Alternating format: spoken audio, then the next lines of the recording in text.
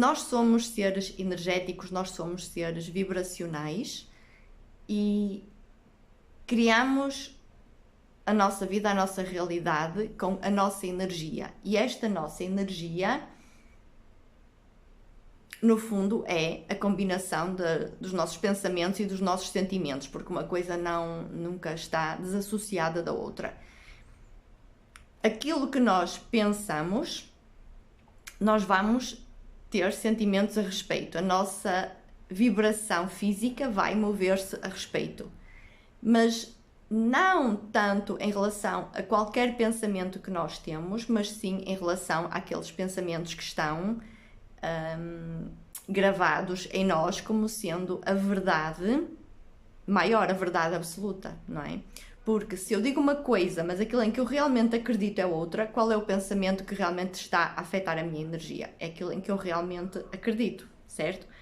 E como é que nós alteramos isto, não é? Todos nós queremos alterar estes tais pensamentos, que são as tais crenças limitantes porque nos estão a limitar, e nós alteramos isto sentindo, não é? É atuando no sentimento e não no pensamento. Não nos adianta de nada dizer outra coisa, saber outra coisa, não é? Porque todos nós, tantas coisas, não é, que nós dizemos e sabemos e queremos e muitas vezes até estamos convencidos que é isso que acreditamos, mas não adianta de nada. E não adianta de nada repetir uma mesma coisa, porque a outra parte não vai ouvir enquanto que o sentimento que está, ou seja, essa verdade for muito forte a respeito. Quanto maior é o sentimento que essa outra verdade está a produzir, vai ser praticamente impossível nós conseguirmos alterar isto com palavras, e mesmo que não seja um sentimento muito forte, mesmo assim é muito difícil. Ou seja, íamos ter que estar a repetir a mesma coisa, a repetir a mesma coisa, a repetir a mesma coisa, mas a verdade é uma. Não adianta de nada quantas vezes nós repetimos uma mesma coisa se essa coisa que nós estamos a repetir não está a produzir um sentimento compatível com essa coisa que estamos a repetir. Ou seja, o sentimento é que faz a diferença, porque essa outra parte de nós, não é? Essa parte esse bolo de energia que faz parte das nossas crenças, que podemos pôr isto como outra entidade, não é? Que podemos dizer até que esta é a nossa entidade verdadeira enquanto seres físicos, ou não é? Porque nós temos este nosso eu com desejos e com vontades, este sim, então, é que nós podemos considerar o nosso eu verdadeiro, mas também podemos olhar para o nosso lado, do nosso ser espiritual, e dizer que esse é o nosso ser verdadeiro, como queiram, mas a verdade é uma, assim, essa outra parte, essa parte dessa informação, dessas crenças, não é? Só houve com sentimentos. Só alterando o sentimento é que nós alteramos isso. Eu vou ler aqui uma pequena parte do meu livro do Desmistificar a Autocrítica, uma parte muito breve. Nesses primeiros anos, não é? Porque é os primeiros anos de vida, e mesmo até antes de nascer, enquanto está na barriga da mãe, a criança já está a ouvir. A criança está a absorver informação como uma esponja e assim está a aprender quem é, o seu papel no mundo, o papel dos outros, o seu papel em relação aos outros e dos outros em relação a si. Quem ela é, o que é esperado de si, como ela vivem a vida e o que podem ser, ter e fazer. Isto é muito, muito importante.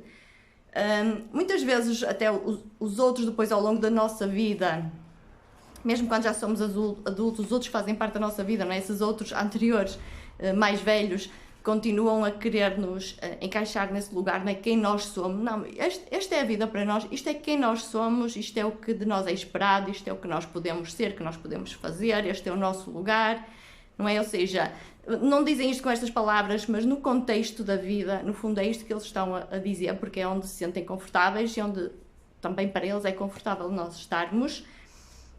E lá está, como podemos ver a vida, como podem ser, ter e fazer, o que é que pode aceitar, o que deve rejeitar e o que não lhe é permitido de todo, não é? Depois, mais para a frente, deixem-me agora tirar isto, eu digo, mas não é com as palavras que a criança aprende, é uma aprendizagem visceral, uma aprendizagem transmitida a nível energético e emocional, ou seja, a criança, quando está a aprender, não é? Lá está, como eu disse, mesmo antes, na barriga da mãe, a criança já conhece palavras, já conhece a linguagem. Não, a linguagem é algo que ela vai aprender, não é? E se nascer em Portugal vai aprender o português, se nascer na Inglaterra vai aprender o inglês, ou seja, a linguagem é algo que ela ainda vai aprender. O que ela está a ouvir é a mensagem, lá está, esta mensagem energética, não é? Que nós somos todos seres energéticos e temos uma vibração, esta mensagem energética que a sua mãe e outros à volta, não é? Estão a transmitir. Por isso ela está a ouvir essa mensagem e está a aprender. E mesmo depois de nascer igual, ou seja, demora um certo tempo até a criança começar a associar as palavras com a emoção. E mesmo quando a criança já está a ouvir palavras e começar a entender palavras, mesmo assim, ou seja, até ali aos 7 anos, há quem diga 7, 5, 9, sei lá, de idade, ou seja, mas quando ainda ali pequena, é a nível emocional que a criança está a aprender. Não adianta nada aquilo que nós estamos a dizer com palavras, ou seja, se aquilo que nós, por exemplo, estamos a dizer à criança é uma coisa com palavras, mas o que a nossa emoção está a dizer é outra, ela vai estar a ouvir e a aprender o que a nossa emoção diz. Por exemplo, não adianta nada nós dizermos em relação a uma situação: ai, não precisas ter medo, não tenhas medo, faz quando eu estou a olhar para aquilo e estou com medo, estou a sentir medo, né? Ela está a aprender que tem que ter medo em relação àquilo. Prontos, por isso é com o sentimento que está a aprender, ou seja, esta parte de nós, né, este bolo, que é aprendido nesses primeiros anos de vida, essas crenças limitantes, é aprendida com a emoção, com o sentimento. Por isso não vai ser alterada de outra forma, não é? Nós, se queremos alterar isto, temos que alterar o sentimento. E para alterar o sentimento, nós vamos focar, não é? Nós vamos focar a nossa mente em palavras ou imagens, não é? Palavras e imagens andam ali associadas. Por exemplo, eu posso usar, por exemplo, olhar e ver um pôr do sol, por exemplo, que me olhe para um pôr do sol e faz-me sentir bem, ou eu posso imaginar um pôr do sol, ou eu posso dizer a palavra pôr do sol e automaticamente eu sei o que isso é, não é? Ou seja, acaba por andar ali uma coisa com a outra. Mas é usar seja o que for para nos invocar o sentimento.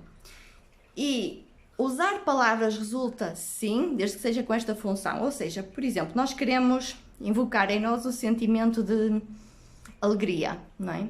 Se a pessoa se permitir dar esse tempo de parar um bocadinho, e eu recomendo sempre, porque eu tenho, pelo menos pela minha experiência, fazer os exercícios de pé, em frente a um espelho, resulta muito melhor do que se eu estiver sentada. Há alguma coisa na posição do corpo, e mesmo deitada, ou seja, é melhor sentada do que deitada e é melhor de pé do que sentada.